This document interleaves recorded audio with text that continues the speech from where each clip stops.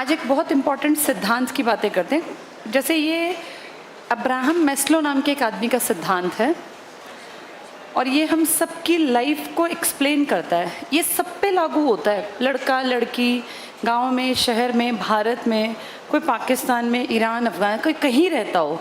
ये इंसान के ऊपर और जानवर के ऊपर भी कुछ हद तक कुछ इसमें चीज़ें लागू होती हैं।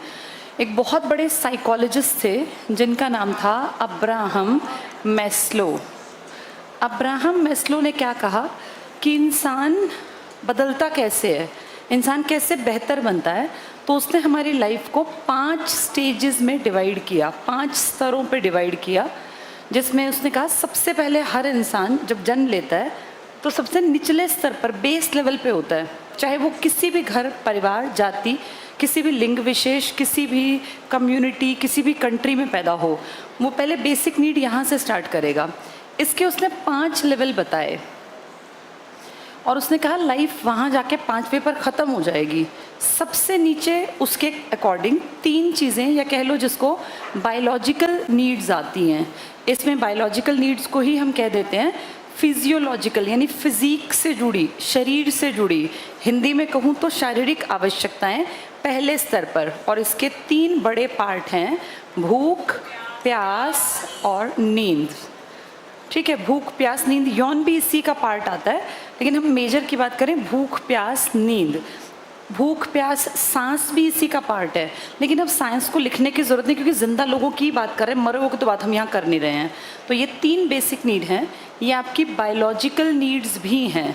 प्रकृति ने आपको क्योंकि जन्म दिया, ये बेसिकली हर किसी की नीड बनेंगी। आप कहीं किसी भी धर्म में, किसी भी जात पात, किसी भी देश में, कहीं भी किसी कोने में पैदा हों, आप इससे नहीं बच सकते कि हम भूखे रह लेंगे, हम प्यासे रह लेंगे, हम नींद नहीं लेंगे। धर्म, जात पात सब बाद की बातें हैं, ये कहलाती हैं बायोलॉजिकल, या इन्हीं को कहा जाता है फिजियोलॉजिकल, यानी ये आपके शरीर से जुड़ी हैं। इसी को कहते हैं शारीरिक आवश्यकताएं। ये इंसान की बातें, जानवर भी जो जिंदा है उसकी नीड है। ये सब पूरी करने के बाद इंसान को चिंता होती है अपनी सुरक्षा की, सिक्योरिटी की, अपनी सेफ्टी की। इसके चक्कर में जानवर भी, इंसान भी, पक्षी भी घोंसला बनाते हैं, घर बनाते हैं। जो आदमी घर नहीं बनाते, किराए पे छत ज़रूर अपने सिर पे इंतज़ाम करता है हर आदमी। ये सब चीज़ें ना परिवार से पहले आती है। जैसे कोई तुमसे पूछे कि तुम्हारा परिवार पहले या तुम, तो तुमको कि हमारा परिवार। ऐसा नहीं है बेटा, ये परिवार तुम इसलिए बोल पाते हो क्योंकि तुम्हारी ये नीड्स पूरी हो रही हैं। जिसकी ये नीड्स पूरी नहीं होती ना, उसके लिए परिवार मैटर ही नहीं करता। हमारे लिए परिवार इसलिए मैटर करता है क्योंकि हम इन सबसे ऊपर हैं। तुम सब सुरक्षित हो इसलिए तो यहाँ बैठे हो, तुम्हारे सिर पे छत है। सबके घर पे चाहे टूटा फूटा ही कमरा हो, लेकिन एक कमरा तुम सबके पास है, किराए का ही सही। ऐसा नहीं कि तुम रोड पे बैठे हो, वरना तुम पढ़ते ही नहीं। पढ़ना बहुत बाद की बात है। तो सबसे पहले इंसान अपने शरीर की ज़रूरतें पूरी करता है, भूख, प्यास, नींद। देन वो चाहता है मेरी सेफ्टी, सिक्योरिटी। इसी के चक्कर में पक्षी अपना घोंसला बनाता है। पक्षी अपना घोंसला बनाएगा, जानवर भी अपने घर का जुगाड़ करता है। तुम देखना, जब ठंड बहुत ज़्यादा बढ़ जाती है तो कुत्ते गलियों में नहीं सोते मिलते। ज़्यादा ठंड में देखा है कुत्ते गायब से हो जाते हैं गलियों में से, यानी वो कोई जगह ढूंढ लेते हैं जहाँ वो सीधे खुले में ना सोएं। सोचो, जिसके अंदर बुद्धि नहीं है बहुत ज़्यादा, वो भी अपनी सुरक्षा के लिए काम करता है। तो हम तो इंसान हैं, हम तो और ज़्यादा काम करेंगे। इसीलिए हर आदमी अपने लिए घर का इंतज़ाम करता है, चाहे वो झोपड़ी के रूप में हो, एक कमरे के रूप में हो, बड़ा घर हो, बहुत बड़ा बंगला हो। घर हर किसी को चाहिए, किराए का या अपना, पर सर पे छत चाहिए।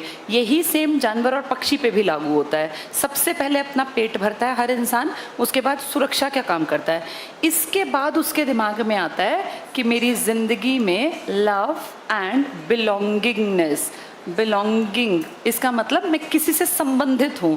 जैसे मान लो तुम एक टापू पे भेज दें, आज के दिन कहें लो ये करोड़ों रुपए ले जाओ, एक टापू पे भेजेंगे, वहाँ से तुम्हारा ज़िंदगी भर किसी से कोई कांटेक्ट नहीं, ना कोई फ़ोन, ना तुम्हारा कोई घर वाला साथ जाए, कोई नहीं, सिर्फ तुम जाओगे। उस टापू पे बहुत आलीशान बड़ा घर बंगला बना हुआ है, वहाँ सब सुविधाएं हैं, सारे काम हैं, लेकिन ज़िंदगी में दोबारा तुम इंसान से नहीं मिलोगे, किसी से भी, ना वापस आने का रास्ता।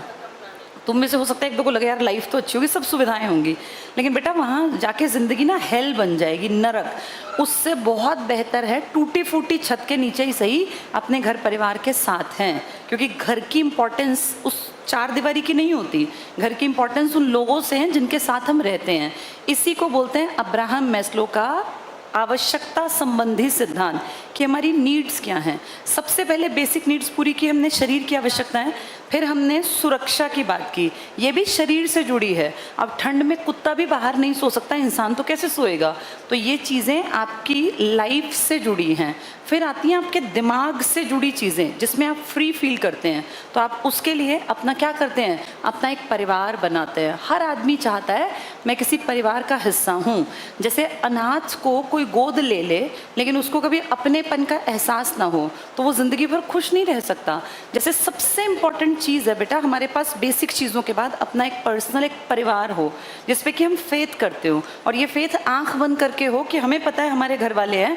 जैसे तुम्हारे माँ बाप है स्टेज में, कल को तुम्हारी लाइफ जब शादी होगी आगे तो अपने लाइफ पार्टनर है, यहाँ जाके आपका परिवार, आपका घर, आपके संबंध ये बहुत मैटर करते हैं। और जिन लोगों के संबंध अगर नहीं हैं, मान लीजिए किसी का परिवार ही नहीं है, कोई है ही नहीं घर परिवार में, तो उसका ना फिर मन नहीं लगता कामकाज में, क्योंकि उसको लगता है कि मेरी लाइफ का औचित्य क्या है।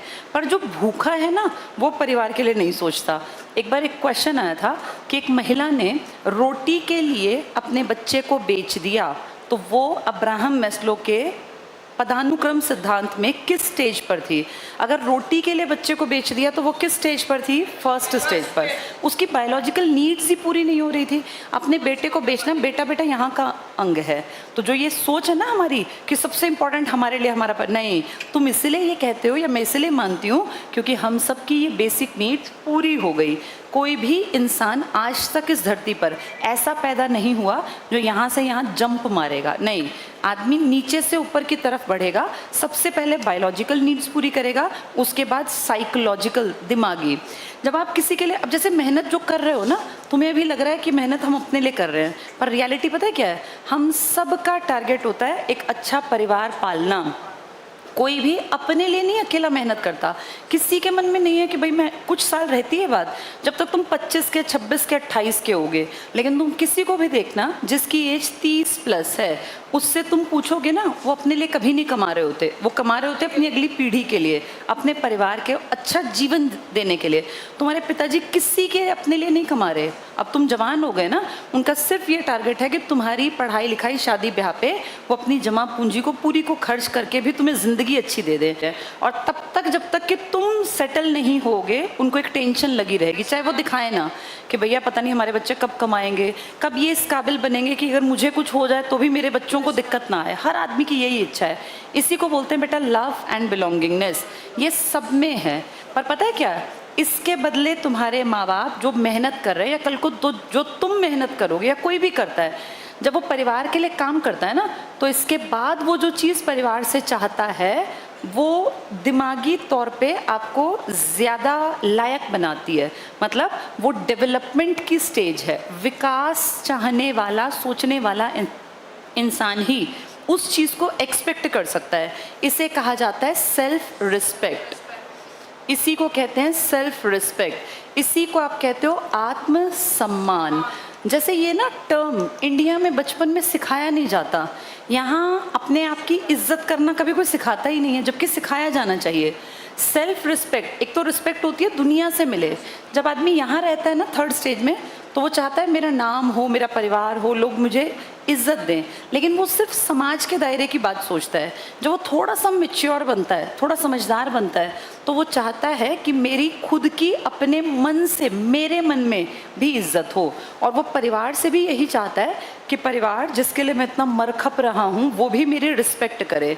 ये सेल्फ रिस्पेक्ट के ही चलते औरतें पढ़ने लग गई बेटा, लड़कियां पढ़ने लग गई। तुम्हारे दादा दादी के टाइम में कोई, किसी की दादी मेरे ख्याल तुम में से वर्किंग नहीं होगी। जिस समाज के तबके को हम बिलोंग करते हैं ना, वहाँ सेल्फ रिस्पेक्ट औरतों के लिए थी ही नहीं। ये तो अब की पीढ़ी है, जब जितने लड़के हैं उतनी ही लड़कियाँ पढ़ने आने लग गई। कारण तुम सबके पेरेंट्स ने ये फील किया कि हमारी बेटियों को वो ना सहना पड़े जो उनकी जनरेशन की औरतों ने सहा। भाई उनकी जनरेशन की औरतें मतलब तुम्हारी माता जी की उम्र की औरतें, जैसे घर में ना कमाने के कारण चाहे कितनी ही मेहनत की हो लेकिन ताने तो सुनने ही पड़ते हैं ना। जब तक हाथ में पैसा नहीं है तब तक इज्जत नहीं है बेटा। सोसाइटी के ये असली रंग हैं। आप में काबिलियत हो, आप पैसा कमाते हैं तो आपकी इज्जत होगी। और अपनी इज्जत हर आदमी चाहता है कि समाज में मेरी एक रिस्पेक्ट रहे, मैं किसी के सामने हाथ ना फैलाऊं। इसी से स्टार्ट होती है सेल्फ रिस्पेक्ट। अपनी खुद की इज्जत अपने आप करना, दूसरों से इज्जत बाद में मिले, पहले आप अपनी इज्जत अपने आप करें। जब बच्चा 10th में मेहनत करता है ना तो उसके पेरेंट्स बार बार ये कहते हैं बेटा खूब पढ़ा कर ताकि ज़िंदगी अच्छी बने, आगे जाके तू एक अच्छी जॉब कर पाए। फिर वो 12th में मेहनत करता है, दिन रात एक करता है, फिर आगे वो कोई इस तरह के कोर्स, डिप्लोमा, डिग्री, कोई भी इस तरह का काम करे तो पेरेंट्स लगातार कहते रहते हैं, या ताने के रूप में ही सही, कहीं ना कहीं वो समझाना चाहते हैं कि आगे इज्जत तब है जब तुम काबिल बनोगे। तो हर आदमी में ना धीरे धीरे धीरे अगर परिवार अच्छा हो, समझदार हो, तो वो सेल्फ रिस्पेक्ट की भावना बचपन से आने लगती है कि मेरे पास अपनी नौकरी होनी चाहिए, मेरे पास अपनी खुद की कमाई का साधन होना चाहिए, मैं किसी के सामने हाथ ना फैलाऊं। यही फीलिंग क्या कहलाती है? Self respect. जब बात सेल्फ रिस्पेक्ट की आती है ना बेटा, तो बहुत लोगों में ये नहीं भी है। बहुत सारे लोगों में अपनी खुद की नज़रों में उनकी इज्जत नहीं होती और उन्हें पता ही नहीं चलता क्योंकि ये कॉन्सेप्ट समझाया नहीं गया। मैं एक छोटा सा एग्जांपल देती हूँ। बहुत बार तुमने ऐसा देखा होगा कि जैसे अब तो पीढ़ियाँ बदल गई, लेकिन आज से बहुत सालों पहले जब औरतें पढ़ती लिखती नहीं थी तो औरतों की इज्जत के मायने ही नहीं थे कोई। उनको सामने हाथ फैलाना ही पड़ता था, पहले पिताजी के सामने, फिर आगे जाके सास के या हस्बैंड के सामने पैसों के लिए। तो ये रिस्पेक्ट मन में थी ही नहीं कि मैं भी कमा सकती हूँ। धीरे धीरे औरतें पढ़ने लगी। किसी समझदार पिता ने सोचा होगा कि अपनी बेटी को पढ़ा दूँ, उसने हिम्मत दिखाई होगी। फिर और लोगों को लगा यार इसकी लड़की पढ़ी लिखी है, इसकी लड़की जो है अच्छा जीवन जी रही है, हम भी पढ़ा दें। आज ऐसा सबको लगता है कि अपनी बेटियों को पढ़ा लिखा दें। यानी धीरे धीरे धीरे समाज में औरतों के मन में, आदमियों के में भी होनी चाहिए कि अपनी खुद की इज्जत हो। ये कब होती है? जब हम मेहनत से कोई चीज़ अर्न करते हैं, जब दिन रात पढ़ते हैं ना, मेहनत करते हैं, नौकरी हासिल करते हैं, फिर अपने आप पे प्राउड होता है। अभी कुछ दिन पहले एक लड़का आया हुआ था, अभी शायद परसों की बात है, वो लड़का याद है तुम्हें? शुभम था, 21 साल का। उसकी माताजी ने यहाँ बात की थी क्या? हाँ, उसकी माताजी के बात करने का तरीका देखा, बार बार उनकी आंखों में आंसू आ रहे थे। वो कितनी इमोशनल हो रही थी और वो कह रही थी कि हम तो बहुत गरीब थे, हमें हमेशा लगता था कि अपने बच्चे को हम अच्छी पढ़ाई नहीं दे पाए, सरकारी स्कूल में पढ़ाया। उनको हमेशा फील हुआ कि हमने वो ऐशो आराम अपने परिवार को नहीं दिए जो हमें देने चाहिए थे, क्योंकि हमारे पास पैसे नहीं थे। लेकिन उन्होंने अपने बच्चों के मन में पॉजिटिविटी भरी होगी। उस लेडी में अपनी खुद की भी सेल्फ रिस्पेक्ट थी, तभी उसका बेटा देखो सही कदम पे चला और उसका बेटा उसकी इज्जत जिंदगी भर करेगा, क्योंकि उस औरत ने अपना एग्जाम्पल सेट किया, खुद भी तो कमाया ना। वो कह रही थी कि हमारी जाति में, वो जिस भी कास्ट से रही होंगी, कि हमारी जात पात में औरतों का काम करना अच्छा नहीं मानते। गांव वाले कहते भी थे कि वहाँ जाके काम कर रही है, लेकिन उनकी कितनी अच्छी बात थी कि मेरे बच्चों का पेट भरने कोई नहीं आने वाला था गांव से, इसीलिए मैंने सोचा कि मुझे कमाना चाहिए। हस्बैंड वाइफ दोनों ने मिलके कमाया, तीनों बच्चों को पढ़ाया लिखाया। चाहे सरकारी में ही पढ़ाएं, और खर्चे तो होते ही हैं ना, घर चलाने के लिए रसोई में 10 तरह के खर्चे होते हैं घर के। तो वो अकेले एक आदमी से हेल्पर के काम में कितने रुपए मिलते होंगे? उस औरत ने बराबरी का कमाया अपने पति के साथ। देख लो, उसका बेटा 21 साल में सक्सेसफुल था, लेकिन उस बेटे से बात करके फील हुआ कि इसकी माँ ने इसके मन में सेल्फ रिस्पेक्ट भरी है कि मुझे अपनी इज्जत बढ़ानी है समाज में, सोसाइटी में। ये पढ़ लिख के आनी चाहिए बेटा, ये सब में नहीं होती। आधे लोगों में तो बिल्कुल ही सेल्फ रिस्पेक्ट नहीं होती, पूरी जिंदगी दूसरे के सामने हाथ फैलाते रहेंगे, 10वीं 12वीं में पढ़ेंगे लिखेंगे नहीं, किसी और का दिया ही जिंदगी भर खाते रहेंगे। और पता है क्या है, उसके बावजूद भी रिस्पेक्ट नहीं करेंगे। प्रॉब्लम यहाँ है, ये सिखाना पड़ता है हर पीढ़ी दर पीढ़ी। अब ज़रूरी है कि हर बच्चे को समझाया जाए, सिखाया जाए कि बेटा मेहनत करो, 10वीं में मेहनत नहीं करोगे तो आगे ज़िंदगी भर हाथ पसार के मांगना पड़ेगा।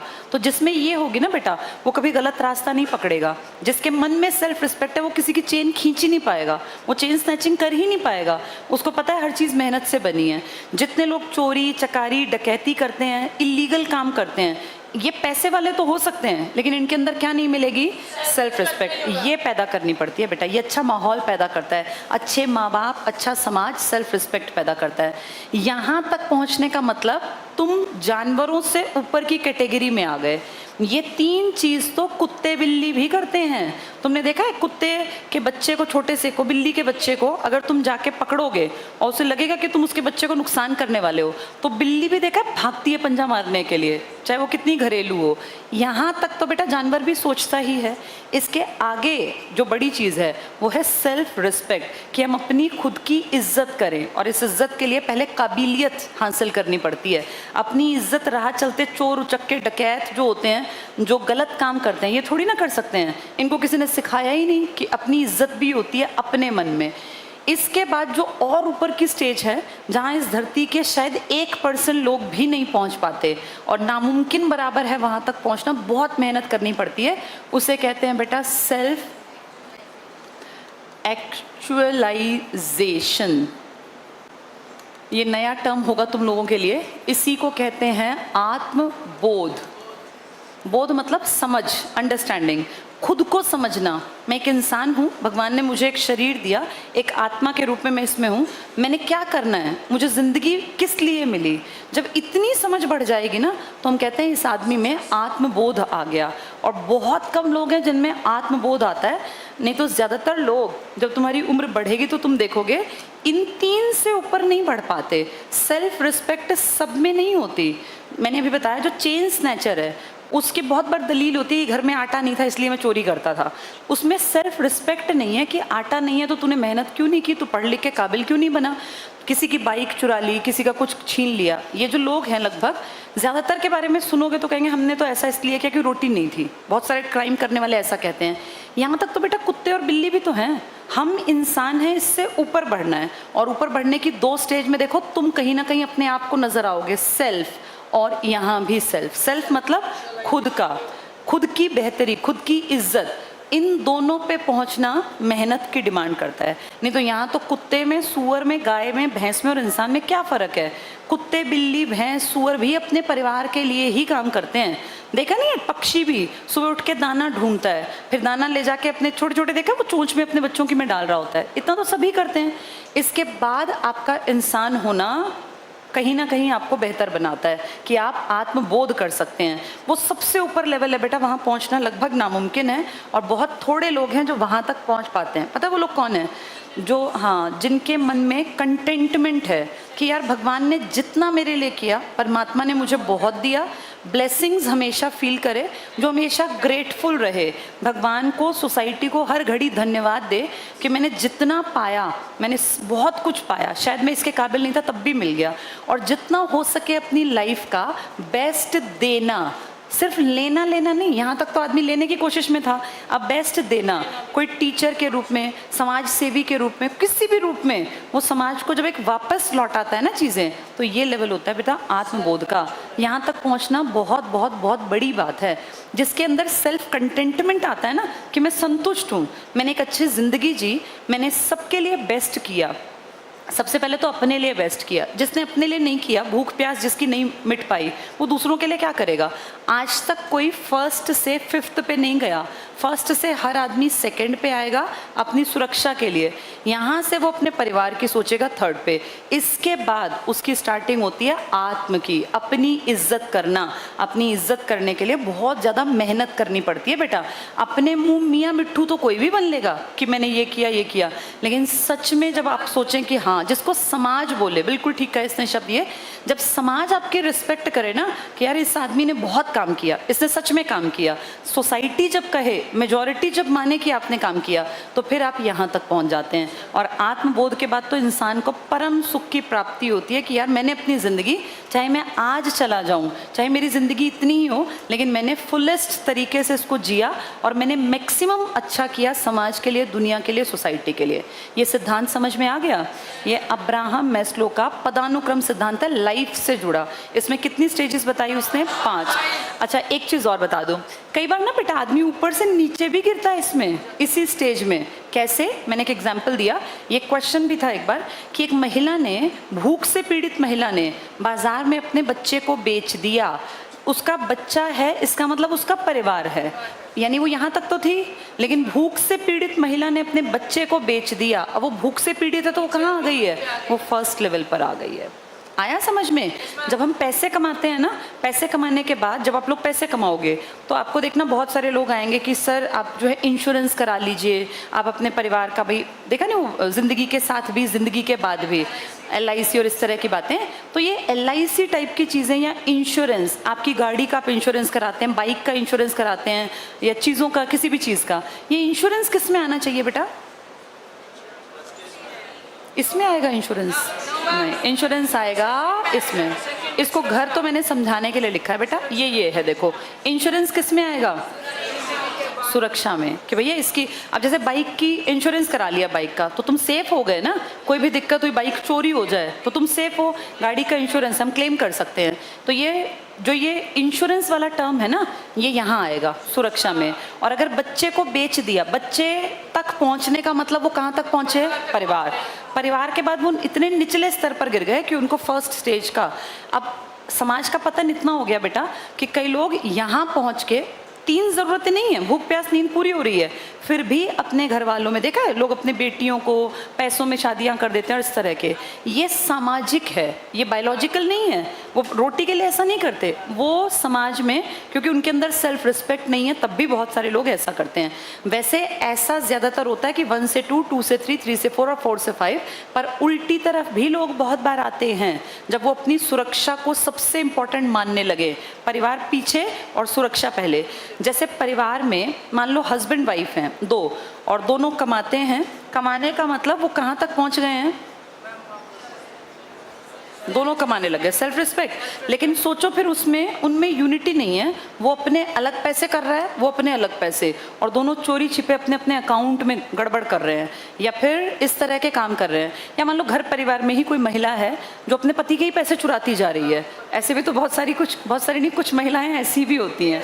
ऐसे ये सब चीज़ें किस में आएंगी? अब वो आत्मबोध तक पहुंची हैं, आत्मसम्मान तक, या नीचे की तरफ आ गई है?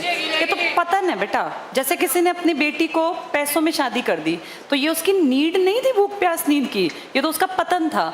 ऐसे ही हाँ, तो ये चीज़ें कई बार नीचे भी आती हैं, लेकिन जब ये नीचे आए ना तो हमें सोचना चाहिए कि समाज गलत दिशा में चल रहा है। जब ये ऊपर की तरफ जाएं तो समाज सही दिशा में। तुम जितनी बेटियां यहाँ बैठी हो ना, ये बहुत अच्छी बात है बेटा, तुम लोगों के अंदर ये आने की वो हो गई। अब तुम चाहती हो कि तुम्हारी इज्जत बढ़े, तुम चाहती हो कि तुम्हें किसी के सामने ऐसे हाथ ना फैलाना पड़े, तुम्हें अपने हस्बैंड के सामने, पिता के सामने हर घड़ी हाथ ना फैलाना पड़े, ये है। और बेटा जो लड़के कमा रहे हैं, तुम सबके कमाने का भी कारण है, तुम्हें पता है कि अगली स्टेज पे सारा परिवार तुम्हारे ही ऊपर है। अपने लिए नहीं कमाना चाहते तुम्हें अभी पता नहीं है, तुम छोटे हो, लेकिन एक्चुअल फैक्ट यही है कि हर आदमी मेहनत करता है अपने परिवार के लिए। जिसके पास परिवार नहीं होता ना, वो बहुत ज़्यादा कमाना भी नहीं चाहता, बहुत मेहनत नहीं करना चाहता। दिन रात लोग जो मरते हैं, खपते हैं, इसका सबसे बड़ा कारण है परिवार। तो हर आदमी की इच्छा होती है कि मेरा एक परिवार हो, उसी के लिए मैं अपनी ज़िंदगी पूरी। आदमी ना अपने 25-30 साल परिवार के लिए काट देता है। किसी की शादी 25-30 साल में हुई, अगले 25-30 साल तक ये अपने परिवार के लिए ही जीवन जी गया। उम्र हो गई 50-55, तुम सबके पेरेंट्स की उम्र इसी बीच में मिलेगी, 45 से 55 के बीच में। इसके बाद तो फिर बेटा एज हो गई, अब वो अपने लिए क्या जिएंगे? अब तो घुटनों में दर्द रहेगा, कभी कंधों में दर्द रहेगा, कभी कोई इशू, कभी कोई इशू। तो मेन जीने का जो समय है ना, वो या तो तुम जो अब जी रहे हो ये है, या फिर अब 2-4 साल बाद तुम भी सेकेंड स्टेज में आ जाओगे, जिसमें फिर जिम्मेदारी की अवस्था आ जाती है, जिसमें परिवार के लिए ही आदमी। लेकिन जब वो परिवार के लिए काम करता है ना, तो वो चाहता है कि मेरी सेल्फ रिस्पेक्ट बनी रहे। अब मानो तुम्हारे पिताजी पूरा दिन खेती करके मेहनत करके घर आए, या कमा के पूरे दिन घर आए, और घर आने पे वो कह रहे हैं बेटा एक गिलास पानी देना, और तुम कह रहे हो मैं नोट्स बना रहा हूँ, मेरे बस की नहीं है पानी देना। तो बेटा ये बहुत गलत बात है, क्योंकि उस आदमी ने जो पूरा दिन तुम्हारे लिए अपना खपाया, अपना शरीर पूरा, जैसे फ्री में ना बेटा कोई सैलरी नहीं देता। अगर तुम्हें ये गलत फहमी हो कि फ्री में पैसे कोई नहीं देता, शरीर खपता है, ख़त्म होता है जब आदमी काम करता है ना। तो ये कहावत ऐसे ही नहीं है कि खून पसीने की कमाई है। ये क्यों कहा जाता है खून पसीना? क्योंकि जब हम चीज़ें इस्तेमाल कर रहे हैं, जैसे अब मैं बोल रही हूँ, तो मेरा गला बहुत ज़्यादा एक्सेसिव यूज़ हो रहा है। मैं पिछले 20 साल से लगातार पढ़ाने के प्रोफेशन में हूँ, तो मैंने अपने गले का ना एक्सेसिव यूज़ कर लिया, जो कि नहीं ठीक है। इसीलिए मैं जानती हूँ कि मुझे आगे जाके गले में इश्यूज़ होंगे। अब जैसे हम लगातार पूरे दिन खड़े रहते हैं तो हमारे पैरों में आगे जाके दर्द बनेगा, ये दिखती बात है, क्योंकि आप इतने लंबे टाइम तक खड़े रहेंगे तो वो चीज़ें आपको कहीं ना कहीं परेशान करेंगी। इसीलिए कहा जाता है खून पसीने की कमाई, कि आदमी ना, तुम्हारे पिताजी चाहे वो मैकेनिक हैं, खेती करते हैं, मजदूरी करते हैं, वो बेटा फ्री में कोई नहीं देता पैसे, उनका शरीर खत्म हो रहा है, खप रहा है, तब तुम्हारे पेट भर रहे हैं, तब तुम सबके तन पे कपड़े हैं। तो इसलिए एक्सपेक्टेशन जो होती है ना फैमिली से, वो ये होती है कि इसके बाद परिवार उस आदमी की सेल्फ रिस्पेक्ट में हेल्प करे, उसकी सेल्फ रिस्पेक्ट को ख़त्म ना करे। अगर परिवार अपने पिताजी की, या जो उनका पेट भरता है, जो उनको पालता है, उसकी रिस्पेक्ट खत्म करते हैं, तो फिर तो गलत बात है ये, तभी फिर परिवार ख़त्म हो जाते हैं। ये हम सबको तुम्हारी स्टेज में खासकर समझने की ज़रूरत है कि जिस आदमी ने तुम्हारे लिए मेहनत की है उसकी इज्जत को बनाए रखना, ताकि वो अपने मन में बेइज्जत ना हो। जब बच्चे उल्टा बोलते हैं, जिनके लिए माँ बाप काम कर रहे हैं, मेहनत कर रहे हैं, या मान लीजिए एक आदमी को अपने परिवार को पाल रहा है, परिवार उसकी कद्र नहीं करता, उसकी केयर नहीं करता, तो फिर वो सेल्फ रिस्पेक्ट पे कहीं ना कहीं एक चोट होती है और फिर आदमी का लेवल नीचे की तरफ आने लगता है, जो कि गलत है। ठीक है, ये आ गया समझ में सेल्फ एक्चुअलाइजेशन तक का